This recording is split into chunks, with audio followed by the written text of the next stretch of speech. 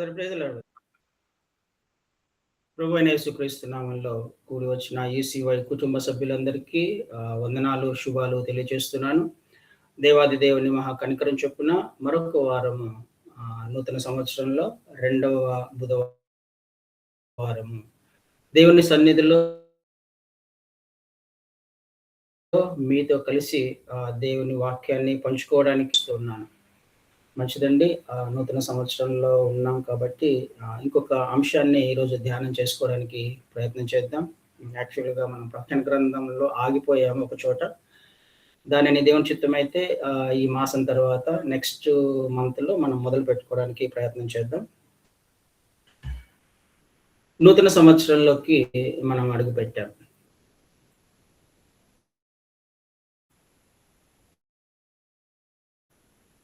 గడిచిన సంవత్సరాలన్నిటిలో కూడా దేవాది దేవుడు కాపాడి భద్రపరిచి క్షేమము, ఆరోగ్యము, ఆయుష్యనిచ్చి ఈ క్షణం దాకా మనల్ని అందరినీ సజీవ లెక్కలో ఉంచినందుకు మరొకసారి ఆయనకు కృతజ్ఞతాస్తుతులు తెలియజేస్తున్నాను. నూతన సంవత్సరంలోకి మనం అడుగుపెట్టినప్పుడు ఎన్నో ఆశలతో లేకపోతే ఎక్స్‌పెక్టేషన్స్‌తో సహజంగా ఉంటూ ఉంటాం. దేవుని వాగ్దానాలను తీసుకొని దేవుడు చేసిన వాగ్దానాల మీద ఆధారపడి ఆయన వైపు చూస్తూ ఆ వాగ్దానాలను మన జీవితంలో నెరవేర్చమని ప్రార్థన చేసుకుంటూ కూడా సహజంగా క్రైస్తవ సమాజం ఉంటుంది.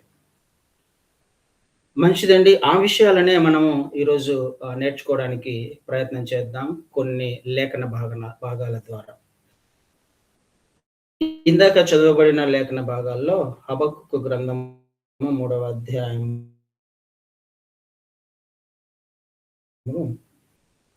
ఈ హబక్కూకు గ్రంథం యొక్క సారాంశాన్ని ఒక్కసారి మనం చూసినట్లయితే, తన ప్రజలైన యూదులు దేవునికి వ్యతిరేకంగా జీవిస్తున్నప్పుడు, తిరుగుబాటు స్వభావం కలిగిన జీవితం జీవిస్తున్నప్పుడు, దేవుని భయం లేకుండా జీవిస్తున్నప్పుడు, అక్రమం చేస్తూ అన్యాయం చేస్తూ జీవిస్తున్నప్పుడు హబక్కూకు గారికి దేవోక్తి దర్శనం ద్వారా ప్రత్యక్షమై పలుకుతున్న మాటలివి. తన ప్రజలే, దేవుని ప్రజలే ఇష్టానుసారంగా జీవిస్తున్నారు. దేవుని చిత్తాన్ని మర్చిపోయి దేవుని భయభక్తులు లేకుండా జీవిస్తున్నారు. అలాంటి సమయంలో హబక్కూకు గారు దేవునికి కంప్లైంట్ చేస్తున్నాడు. అయ్యా, ఇలాంటి జీవితం జీవిస్తున్నారో చూసావా? నీ ప్రజలే ఎంత అన్యాయం చేస్తున్నారు, అక్రమం చేస్తున్నారు. ధర్మశాస్త్రాన్ని పక్కన పెట్టి వారి ఇష్టానుసారంగా జీవిస్తున్నారు అని దేవునికి మొరపెట్టినప్పుడు, లేకపోతే దేవునికి కంప్లైంట్ చేసినప్పుడు దేవుడిచ్చే సమాధానాలే హబక్కూకు గ్రంథం యొక్క సారాంశం. దేవుడు ఒక సమాధానాన్ని ఇస్తాడు. వారిని అందుకొరకే నేను వారిని ఆ చెరలోకి తీసుకొని వెళ్తున్నాను. అందుకొరకే వారిని నేను కల్దీయులకు అప్పజెప్పబోతున్నాను. వారు చేసిన దుష్కార్యమును బట్టి, వారు చేసిన అవిధేయత స్థితిని బట్టి వారిని నేను చెరలోకి తీసుకొని వెళ్తున్నాను.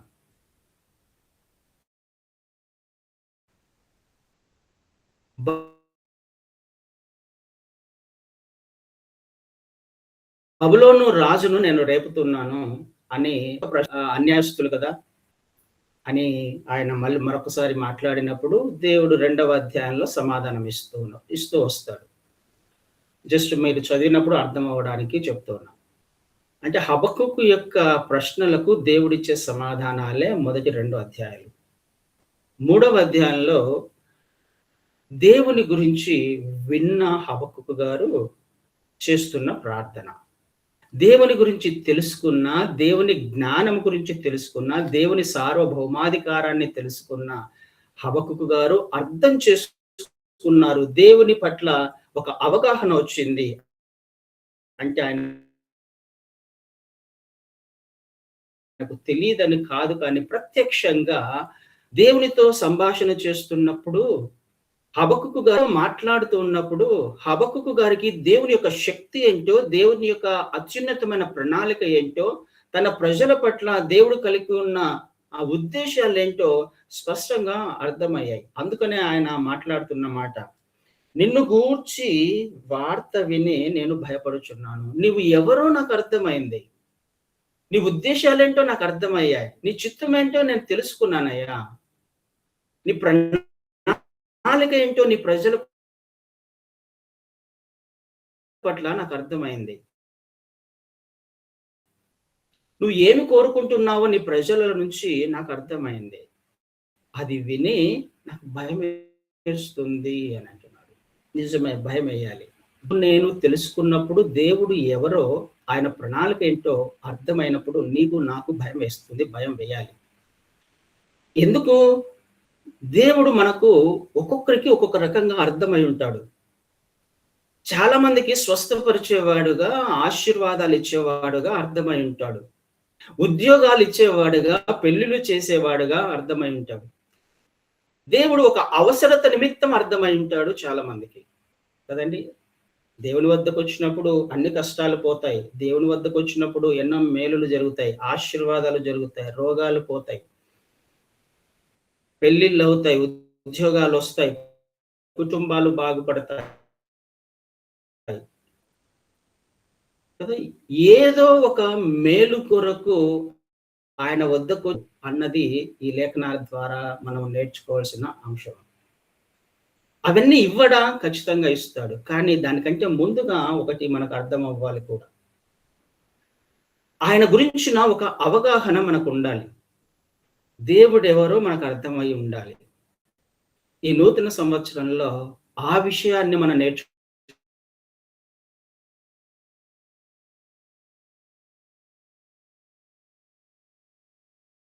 ప్రయత్నం చేద్దాం. దేవుడు నీకు అర్థమయ్యాడా?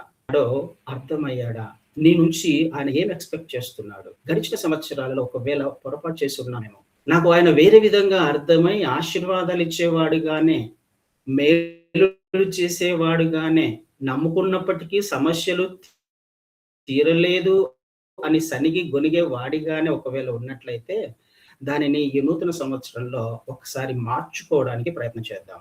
ఆయన గుణగణాలేంటో, ఆయన లక్షణాలేంటో గ్రహించడానికి ప్రయత్నం చేద్దాం. హబక్కుకు ఏ విధంగా ప్రత్యక్షంగా లేకపోతే వ్యక్తిగతంగా దేవుణ్ణి ఎరిగి ఉన్నాడో సంభాషణ చేసుకుంటూ, మాట్లాడుతూ అలాంటి అనుభవంలోకి వెళ్ళే ప్రయత్నం చేద్దాం ఈ సంవత్సరం.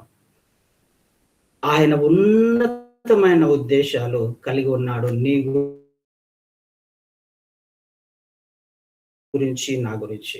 మొదటగా నీకు నాకు అర్థం అవ్వాల్సింది ఏమంటే అర్థం అవ్వాలి. ఎందుకు? తన ప్రజలు చేసిన తప్పులను బట్టి, అన్యాయమును బట్టి, అవిధేయతను బట్టి తన ప్రజలే, తన బిడ్డలే, తను ఏర్పాటు చేసుకున్న జనాంగమే తప్పు చేసినా ఎక్కడికి పంపిస్తున్నాడు? చెరలోకి పంపిస్తున్నాడు. ఎక్కడికి పంపిస్తున్నాడు? దాస్యములోకి, సమస్యలలోకి, శ్రమలలోకి అనుమతిస్తున్నాడు. 1, 2 రోజులు కాదు. దాదాపు 70 సంవత్సరాలు.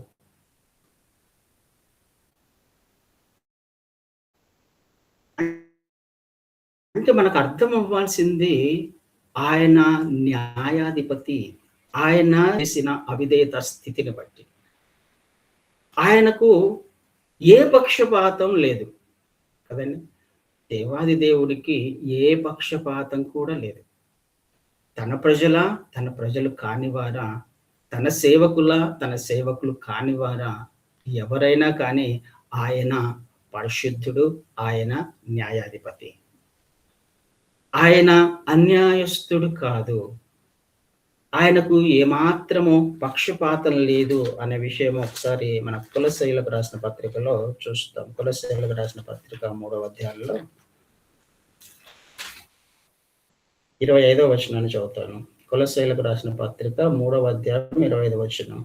అన్యాయము చేసిన వానికి తాను చేసిన అన్యాయము కొలది మరలా లభించు విషయం అర్థం అవ్వాలి. ఎందుకు మనమున్న పరిస్థితులు ఇంకా అలాగే ఉన్నాయి? ఎందుకు మన సమస్యలు ఇంకా అలాగే ఉన్నాయి? ఈ నూతన సంవత్సరంలో ఒక అనుభవంలోకి వెళ్దాం. దేవుని గురించిన అవగాహన మనము పెంచుకోవడానికి ప్రయత్నం చేద్దాం. ఆయనకు మరింత దగ్గరగా జీవించడానికి ప్రయత్నం చేద్దాం.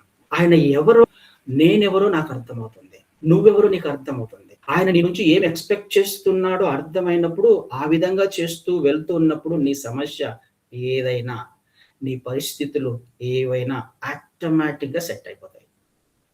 మొదటగా దేవుడెవరో తెలుసుకోవడానికి ప్రయత్నం చేద్దాం. హబక్కూకు గారు మాట్లాడుతున్న మాట. నిన్ను గూర్చి విన్న వార్త నిన్ను గూర్చి వినాలి అనంటే ఆయన న్యాయాధిపతి. నేను తప్పు చేస్తూ ఉన్నాను కదా! ఇజ్రాయేలు జనాంగం. ఆయన బిడ్డలముగా మనము కూడా. ఆయన జనాంగముగా మనము కూడా. ఆయన ఏర్పాటు చేసుకున్న వారముగా మనము ఏ విధంగా జీవిస్తున్నామని ఒక్కసారి ప్రశ్న వేసుకోవడానికి ప్రయత్నం చేద్దాం ఈ సంవత్సరం. భయమేయాలి. ఆయన న్యాయాధిపతి అనే ఒక అంశాన్ని మనం ఒకవేళ జ్ఞాపకం చేసుకుంటే, ఆయన న్యాయమును బట్టి తీర్పు తీరుస్తాడు ఎవరినైనా. అన్యాయం చేశామా? అక్రమం చేశామా? అవిధేయత చూపించామా? దేవుని మీద సనిగామా? గొనిగామా? ఈ విషయాలనన్నిటిని జ్ఞాపకం చేసుకుందాం గత సంవత్సరంలో. నిజమే ఆయన ప్రేమ కలిగిన వాడుగా ఇంతకాలం అర్థమైయుండొచ్చు. ఆయన కనికరం కలిగిన వాడుగా అర్థమైయుండొచ్చు.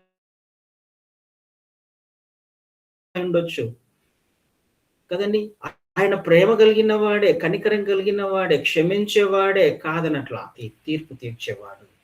మనం చేసిన క్రియలను బట్టి ఆయన జీతం ఇచ్చేవాడు. అందుకనే భయమేస్తుంది. 70 సంవత్సరాలు వెళ్ళాలా మేము? అక్రమంగా లేకపోతే బలవంతుల చేతిలోకి మమ్మల్ని మాకంటే అన్యాయం చేస్తున్న, మాకంటే ఎంతో దేవునికి వ్యతిరేకంగా జీవిస్తున్న అన్యజనులు కదా! బబులోను సామ్రాజ్యము. అలాంటి వారి కిందికా మేము వెళ్ళాలి. నీతిమంతులను శిక్షిస్తావా? అన్యాయస్తుల చేతిలోకి పంపించి దేవుడు అనుమతిస్తాడు కొన్ని సందర్భాల్లో. ఈ విషయం కూడా మనకు అర్థం కావాలి. కదండీ! ఆలోచన చేద్దాం. ఎందుకు అర్థం కావాలి? ఎందుకు ఆయన మనల్ని ఇజ్రాయేలుని అలా పంపించాడు? అంటే వారిలో ఉన్న కొన్ని విడిచిపెట్టకూడని లక్షణాలు ఉన్నాయి కాబట్టి. దేవునికి వ్యతిరేకంగా చేస్తున్న లక్షణాలు వాళ్ళలో ఉన్నాయి కాబట్టి. విడిచిపెట్టుకోవాల్సినవి ఖచ్చితంగా ఉన్నాయి. ఈ సంవత్సరము నువ్వు నేను చేయాల్సిన పని అదే. గడిచిన సంవత్సరాలలో ఉన్న విషయాలను ఇంకా ఈ సంవత్సరంలోకి మనం క్యారీ ఫార్వర్డ్ చేస్తూ ఉన్నామేమో.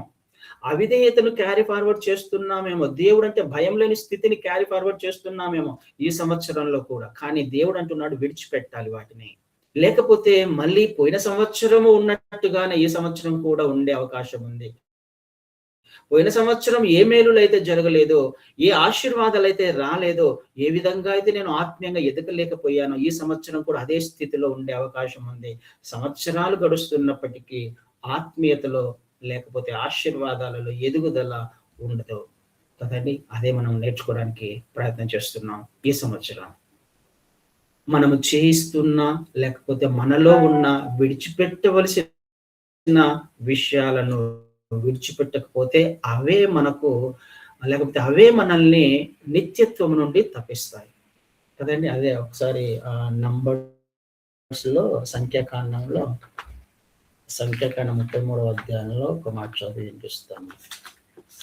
సంఖ్యాకాండం 33వ అధ్యాయము 55, 56 చదువుతాను. అయితే మీరు మీ ఎదుట నుండి ఆ దేశ నివాసులను వెళ్ళగొట్టని యెడల మీరు వారిలో ఎవరిని ఉండనిచ్చెదరో వారు మీ కన్నులలో ముండ్లుగాను మీ ప్రక్కలలో శూలముగాను ఉండి మీరు నివసించు ఆ దేశంలో మిమ్మును బాధ పెట్టెదరు. మరియు నేను వారికి చేయతలచినట్లు మీకు చేసేదనని వారితో చెప్పాను కదా. దేవుడు ఎవరినైతే వెళ్ళగొట్టమంటున్నాడో, ఎవరైతే ఉండకూడదు అని ఆజ్ఞాపించాడో, ఒకవేళ వారిని నువ్వు అలాగే ఉండనిస్తే, ఒకవేళ వారి పట్ల నువ్వు ఇంకా ప్రేమ చూపించో, దయ చూపించో, ఎవరు వాళ్ళు? శత్రువు. శత్రువును నువ్వు వెళ్ళగొట్టకపోతే, శత్రువును నువ్వు జయించలేకపోతే, ఆ శత్రువు ఏం చేస్తాడు నీకు? మీ కన్నులలో ముండ్లుగాను మీ ప్రక్కలో శూలముగా ఉండి మీరు నివసించు ఆ దేశంలో మిమ్మల్ని బాధ పెట్టెదరు. నువ్వు ఏ పరిస్థితిలో అయితే అవిధేయత స్థితిలో ఉన్నావో, ఏ విధంగా అయితే దేవునికి వ్యతిరేకంగా జీవించే ప్రయత్నం చేస్తున్నావో, దేని వలనైతే దేవుని చిత్తంలో నడవలేకపోతున్నావో, ఆత్మీయంగా ఎదగలేకపోతున్నావో, ఏ పరిస్థితి నిన్ను కృంగదీస్తుందో దానికి కారణము కనుక్కోవడానికి ప్రయత్నం చేయి. అది నీకు శూలముగా ఉంటుంది నీ కళ్ళల్లో, నీ పక్కలో బల్లెంగా ఉంటుంది, నిన్ను బాధ పెడుతుంది. దేవుడు ఏదైతే వద్దన్నాడో, ఏదైతే విడిచిపెట్టమన్నాడో, ఏ అవిధేయతను విడిచిపెట్టమన్నాడో, ఏ తిరుగుబాటు స్వభావాన్ని విడిచిపెట్టమన్నాడో, ఏ విధంగా అయితే వాక్యమును ధ్యానం చేసుకోకుండా చేస్తున్న ఒక పరిస్థితి వస్తూ ఉందో, ప్రార్థన చేసుకోకుండా నువ్వు అలక్ష్యముగా ఉంటున్నావో, దేవుని వద్దకు రాలేని స్థితిలో ఉంటున్నావో, ఏది నీకు అడ్డుగా వస్తుంది? ఆయన గురించి తెలుసుకోకుండా, ఆయన గురించిన అవగాహన నీకు లేకుండా చేస్తున్నదేంటి? అర్థమవుతున్నాడా దేవుడు నీకు, నాకు, మనకు? ఆయన వెలుగులోకి రాకుండా చేస్తుందేంటి? సత్యమును గ్రహించకుండా చేస్తున్నదేంటి? నీ సోమరితనమా? నీ నిర్లక్ష్య భావమా? పట్టించుకోని స్థితినా? ఏదో గ్రహించడానికి ప్రయత్నం చేద్దాం ఈ సంవత్సరం. అది ఏదైనా కానీ దానిని తీసివేసుకోమని దేవుడు ఖచ్చితంగా సెలవిస్తున్నాడు ఈ సంవత్సరం. అది నిన్ను బాధపెడుతుంది. అదే స్థితి నిన్ను బాధపెడుతుంది.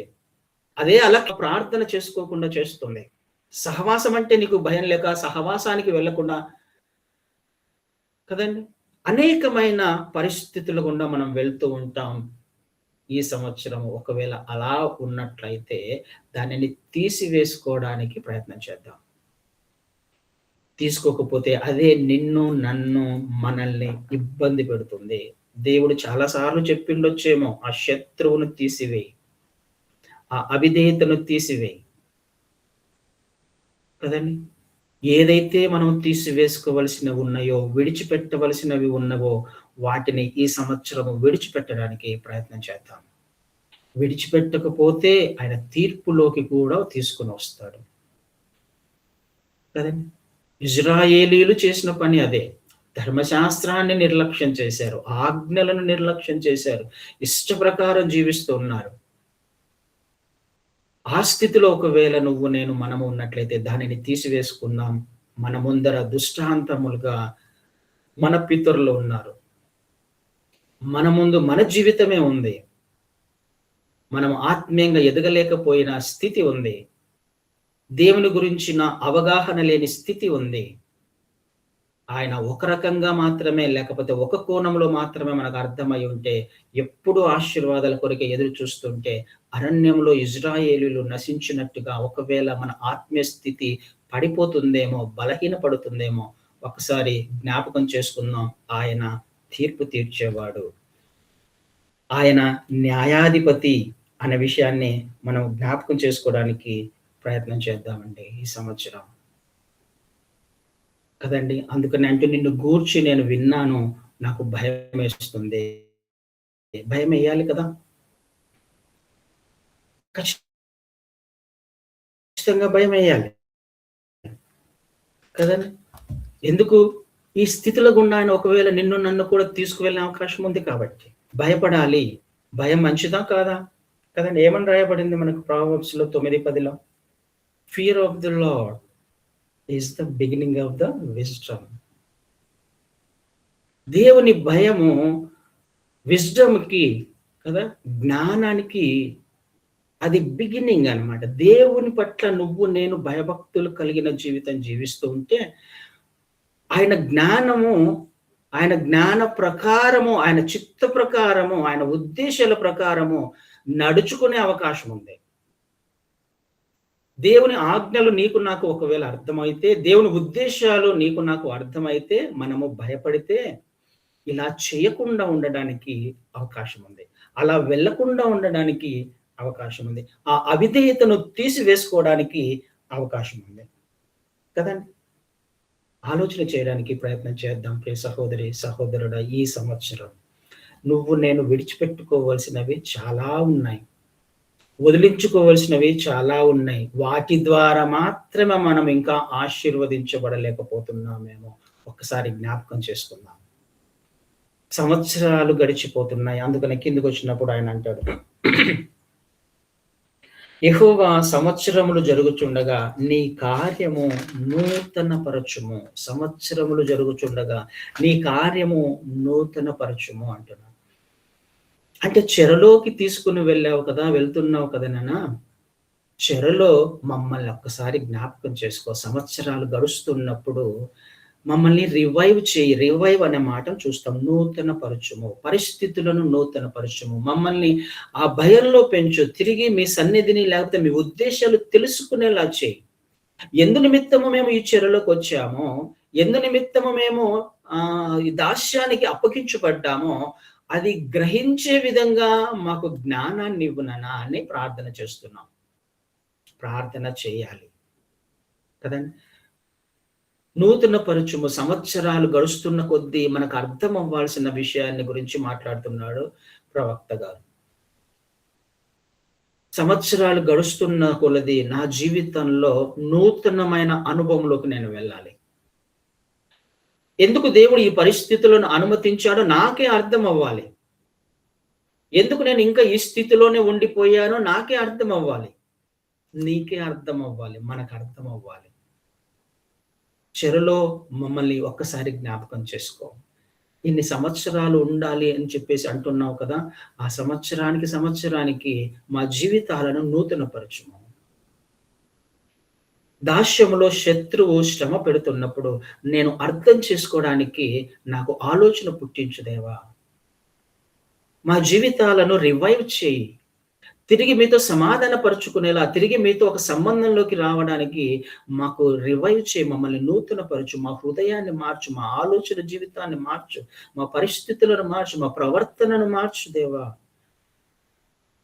కదండీ! ఇది జరగాలి. కష్టాల్లో వెళ్తున్నప్పుడు కూడా దేవుడు జ్ఞాపకం రాకపోతే, శ్రమల గుండా వెళ్తున్నప్పటికి కూడా మనము ఆ ఆలోచన స్థితిలోకి వెళ్ళకపోతే,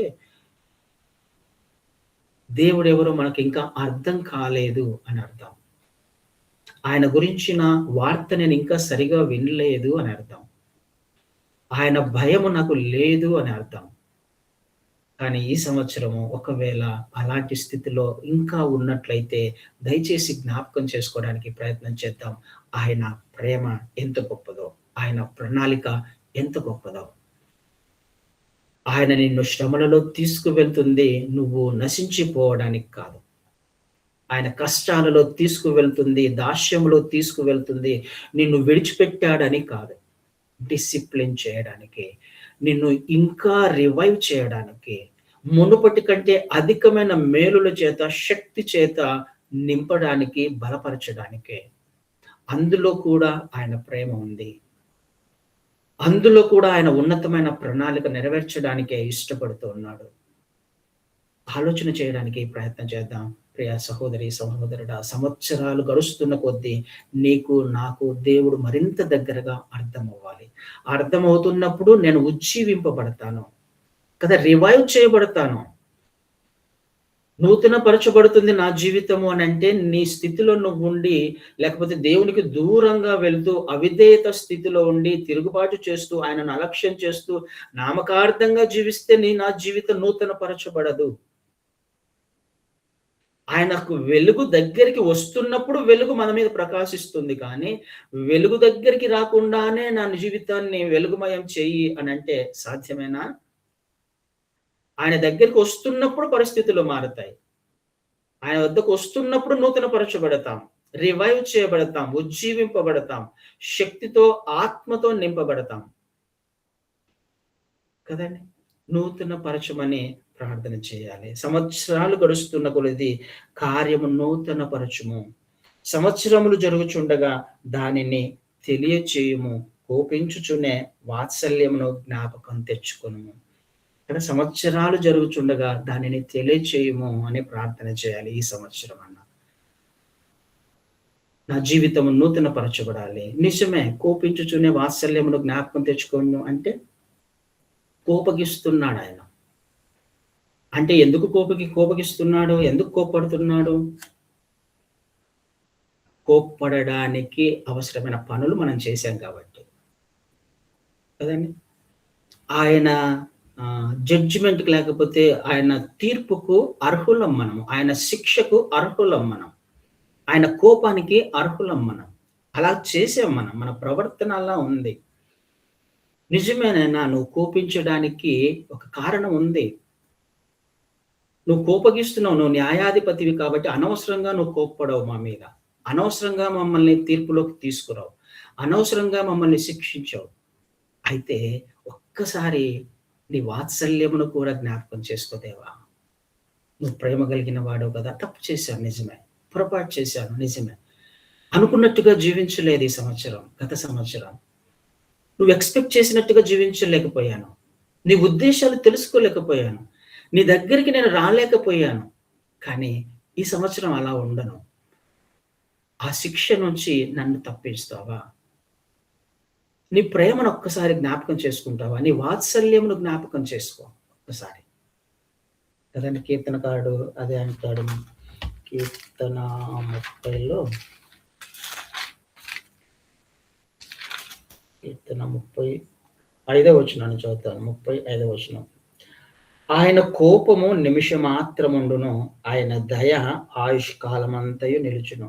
సాయంకాలపున ఏడుపు వచ్చి రాత్రి యుండునను, ఉదయమున సంతోషము కలుగును. హల్లెలూయా.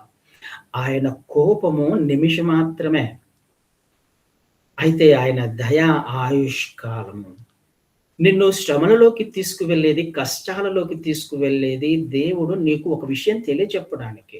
ఆయన నీ మీద కోప్పడుతున్నాడు అంటే అది కొద్దిసేపే, క్షణకాలమే. ఆ కోపంలో నీకు మేలు చేయడానికే. కదండీ! ఇజ్రాయేలీయులను దాస్యంలోకి తీసుకువెళ్ళింది ఎందుకు? వాళ్ళ మేలు కొరకే. వారి అవిధేయత స్థితిని వారికి తెలియచెప్పడానికే. కదండీ! ఈ కోపంలో కూడా దేవుని యొక్క ప్రేమ, వాత్సల్యమును జ్ఞాపకం చేసుకోవాలి మనం. ఆయన నిన్ను, నన్ను, మనల్ని ఎంతగా ప్రేమిస్తున్నాడో అర్థం చేసుకోవాలి. ఆయన మన పట్ల కలిగిన ప్రతి ప్రణాళికలో కూడా ఆయన ప్రేమ దాచబడి ఉంది. ఈ విషయం నాకు అర్థం కావాలి. ఈ సంవత్సరమైనా ఆయనకు దగ్గరగా జీవించడానికి ప్రయత్నం చేయాలి. ఆయన గురించిన వార్త మరింత దగ్గరగా నేను తెలుసుకోవాలి. ఆయన దగ్గరికి మరింత దగ్గరగా నేను వెళ్ళాలి. వెలుగులోకి మరింత దగ్గరగా వెళ్ళాలి. ఆయన ప్రేమ అర్థమవుతుంది. శిక్షించినప్పటికీ క్షణకాలమే, నిమిషం మాత్రమే. కానీ ఆయన దయను నువ్వు సంపాదించుకుంటే ఆయుష్కాలమంతా, జీవిత కాలము ఆయన నీ పట్ల దయ చూపించడానికి ఇష్టపడుతూ ఉన్నాడు. కదండీ! నిన్ను శ్రమలలోకి తీసుకెళ్ళిన అల్టిమేట్‌గా ఈ హబక్కూకు గ్రంథం యొక్క సారాంశం ఏంటి అనంటే 2వ అధ్యాయము 4వ వచనాన్ని చదువుతాను. హబక్కూకు 2వ అధ్యాయము 4వ వచనం. వారు యథార్థపరులు కాక తమలో తాము అతిశయపడుదురు. అయితే నీతిమంతుడు విశ్వాస మూలముగా బ్రతుకును. నీతిమంతుడు విశ్వాస మూలముగా బ్రతుకును. నువ్వు ఏ శ్రమల గుండా వెళ్ళినా, ఏ కష్టాల గుండా వెళ్ళినా అంటే ఇజ్రాయేలీయులు 70 సంవత్సరాల దాస్యములో వారు ఏ శ్రమల గుండా వెళ్ళినా, ఏ కష్టాల గుండా వెళ్ళినా, ఒకవేళ విశ్వాసాన్ని విడిచిపెట్టక, లేకపోతే నీతిగా జీవించే ప్రయత్నం చేస్తే ఆ వ్యక్తి బ్రతుకుతాడు. శ్రమలలో ఉన్నప్పటికీ, దాస్యములో ఉన్నప్పటికీ ఆ వ్యక్తిని శత్రువు తాకలేడు. ఉదాహరణకి ఎవరున్నారు బబులోనుకు వెళ్ళినప్పుడు నీతిగా జీవించిన వాళ్ళు, విశ్వాసమును విడిచిపెట్టని వాళ్ళు మనకు తెలుసు. దానియేలు, షద్రకు, మెషకు, అబేద్నెగోలు. వారు అపవిత్రులు కాకుండా తమను తాము ఏ విధంగా కాపాడుకున్నారో మనకు తెలుసు. స్టోరీలన్నీ తెలుసు మనకి.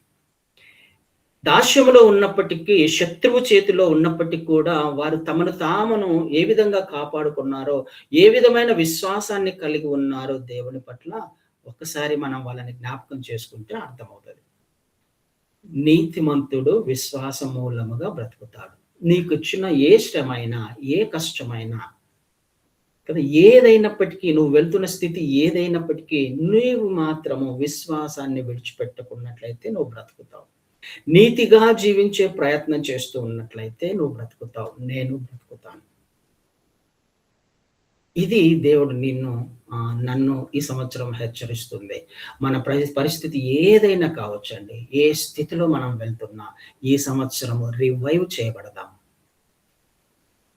ఏ స్థితిలో అయినా దేవుని ప్రేమను, వాత్సల్యమును చూడడానికి ప్రయత్నం చేద్దాం. కోపగిస్తున్నాడా?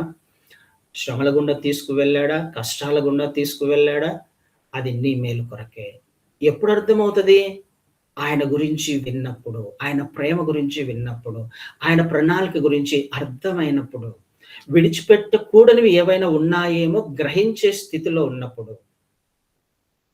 విడిచిపెట్టలేకపోయారు కాబట్టే, ఇష్టమొచ్చినట్లు బ్రతికారు కాబట్టే వాళ్ళు దాస్యంలోకి వెళ్లారు. ఒకవేళ ఆ పరిస్థితిలో నువ్వు నేను మనం ఉన్నట్లయితే విడిచిపెట్టడానికి ప్రయత్నం చేద్దాం ఈ సంవత్సరం.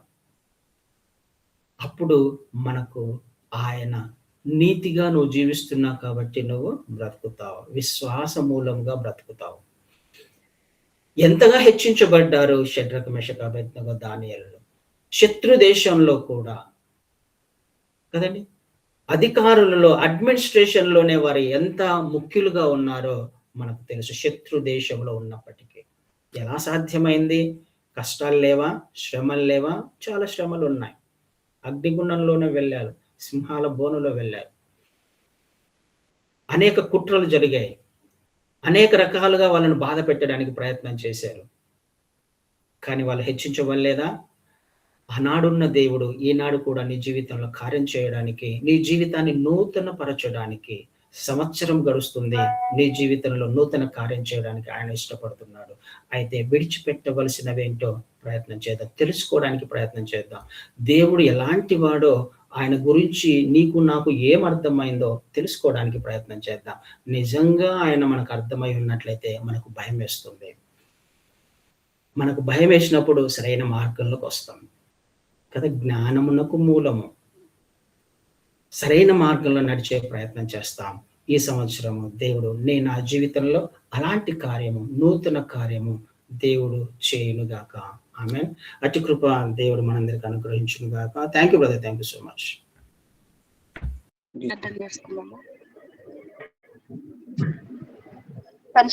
పరిశుద్ధుడా ప్రేమ నమ్మకం కలిగిన మా ప్రియ పరలోకపు తండ్రి యేసయ్య, మీ బంగారు పాదాలకి వందనాలు, స్తుతులు, స్తోత్రములు దేవా.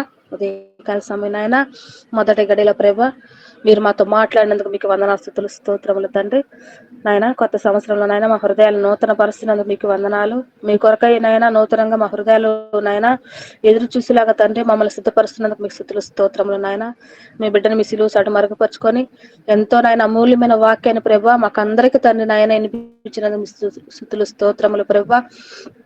యెహోవా యందు బలము కలిగి నాయన జ్ఞానము కలిగి ప్రభ, నూతన శక్తి కలిగి ప్రభ మీ కొరకు ఎదురు చూసే బిడ్డలాగా మమ్మల్ని తండ్రి బలవంతుడి చేతుల్లో బాణంలాగా మమ్మల్ని నాయన మీరు ఏర్పరుస్తున్నందుకు మీ స్తుతులు, స్తోత్రములు దేవా. యేసయ్యా మీకే వందనాలు, స్తుతులు, స్తోత్రములు. నాయన చెప్పబడ్డ వాక్యం నాయన నూరంతలుగా ఫలించుటకు సహాయము దయచేయండి అయా. వాక్యం అని నాయన ఉదక స్నానం నాయన మాకు నాయన చేపించినందుకు మీకు వందనాలు, స్తుతులు, స్తోత్రములు ప్రభా. ఈ నాయన ఇంకా మీలో నాయన మేము ఎదుగుటకు తండ్రి నాయన పాత సంవత్సరం గతించడాను ప్రభా, కొత్త సంవత్సరం మాకందరికీ మీరు దయచేసినందుకు మీకు వందనాలు. ఈ కొత్త సంవత్సరం నాయన కొత్త జన్మలెత్తి ప్రభా నూతనంగా మేము జీవించుటకు సహాయం దయచేయండి. నూతన హృదయాలు దయచేయండి ప్రభా, నూతన జీవితాలు మాకు దయచేయండి ప్రభా. పాతవి రోతవన్నీ వదిలేసి ప్రభా నూతనంగా మీలో ఎదుగుటకు మాకు సహాయం దయచేయండి నాయన. ప్రతి ఒక్క జీవితం ప్రభా మీ కొరక ఎదురు చూసేలాగా నాయన మమ్మల్ని బలపరచండి అయా. పనికొచ్చే పాత్రల వల్ల మమ్మల్ని ఉపయోగించుకోమని అడుగుతున్నాం ప్రభు యేసయ్య. మీరు తప్ప మాకు ఈ లోకంలో ఎవరు లేరు తండ్రి. మనుషులకి వ్యత్యాసాలు ఉంటాయేమో ప్రభా, మీకు లేవు ప్రభా. మీ సహాయము మీ ఆదరణే మాకు జీవితాంతం ప్రభా, సహాయం దయచండి. మనుషుల ప్రేమ నాయన కొంతకాలమే ప్రభా, నీ ప్రేమ ప్రభా శాశ్వత కాలం అని మేము అందరూ పెరిగేలాగా సహాయం దయచి అడుగుతున్నాము ప్రభా. నీ వాక్యము తండ్రి అమూల్యమైంది ప్రభా. ఈ ఉదయకాల సమయంలో ప్రభా మా తండ్రి మా హృదయాలు తట్టి తండ్రి నాయన మీరు మాట్లాడినందుకు మీకు వందనాలు, స్తుతులు, స్తోత్రములు. ఆయన వాక్యం అనే తండ్రి యేసయ్య విత్తనాలు వెగజల్లినప్పుడు ప్రభా బిడ్డ తండ్రి మా హృదయంలో ఈ ఫలించేలాగా సహాయం దయచేయమని, మీరు ముందుండి మమ్మల్ని నడిపించమని, ప్రతి ఒక్క బిడ్డ తండ్రి మీకు లోబడే భాగ్యాన్ని దయచేయమని అడుగుతున్నాం ప్రభా. నాయన అదుగు నాయన చేరి కూడి వచ్చిన ప్రతి ఒక్క బిడ్డను దీవించండి, ఆశీర్వదించండి. ఏ బిడ్డ మనసులో ఏ ఆశతో ఉందో ప్రభా ఆ ఆశను మీరు తృప్తిపరచమని అడుగుతున్నాం ప్రభా. యేసయ్య మీకే వందనాలు, స్తుతులు, స్తోత్రములు. మీరు గొప్పవారు తండ్రి. తల్లికైనా తండ్రికైనా ఆయన మించిన ప్రేమ చూపించగలవారు ఈ లోకంలో మీరు తప్ప మాకెవరు లేరయ్యా. నీ కృపను కుమ్మరించి నీ ఆదరణ దయచేసి నీ మహిమతో మమ్మల్ని నింపమని ఉదయకాశమున ప్రభా ఎంతో మా హృదయాలకు సంతోషాన్ని కలిగించిన దేవా, నీ నామానికి స్తుతులు స్తోత్రములు. నాయన ఏ బిడ్డ అక్కడితో నాయన ఏ విరుకులతో ఏ ఇబ్బందులతో మోకాలు వచ్చి మొరపెడుచుందో ప్రభా, ప్రతి ఒక్క మొర ఆలకించి అంగీకరించి ప్రభా, మీరు ముందుండి మమ్మల్ని నడిపించమని, నూతన హృదయాలు మాకు దయచేయమని, నూతన జీవితాలు మాకు దయచేసిన ఆయన మేము నూతనంగా తండ్రి మరణించి మళ్ళీ తిరిగి ఎలా లేస్తామో ప్రభా యేసయ్య, అటువంటి జీవితాలు, పసిబిడ్డ లాంటి జీవితాలు మాకు దయచేయమని, ఘనత మహిమ ప్రభావాలు మీరే పొందుకోమని, యెహోవా నా ఆశ్రయదుర్గమ్మ, నా విమోచకుడా, నా నోటి మాటలు నా హృదయ ధ్యానదృష్టికి అంగీకారములు అంటూ సదాకాలం ప్రభా మీరు ఎల్లవేళ మమ్మల్ని నాయన దీవించి ఆశ్రయించి బలపరచమని నజరుడైన యేసయ్య పరిశుద్ధ నామమున వేడుకొంచున్నాము తండ్రి. ఆమేన్. ఆమేన్. ఆమేన్.